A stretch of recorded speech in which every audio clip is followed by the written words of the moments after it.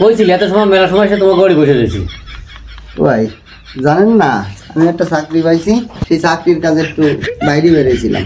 কি চাকরি পাইছো? বেসরকারি? হয়, বেসরকারি একটা চাকরি পাইছি, খুব ভালো চাকরি।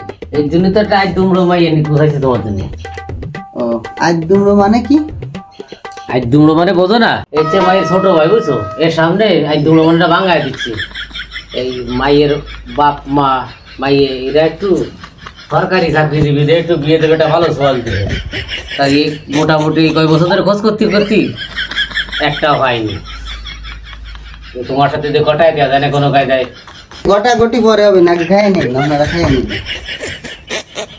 খান ভাই খান। না ভাই আসো, তুমি আসো তাহলে সাথে।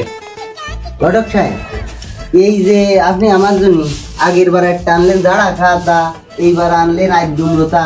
আমার তো ভালো কোনো মায়ের সই পড়ে না। রাস্তাতে আটটি গেলি দেই কত সুন্দর সুন্দর মায়ের এই তাকে আমার সই পড়ে না। বাবা তুমি তো বিয়ে সাথে করনি বলকা না?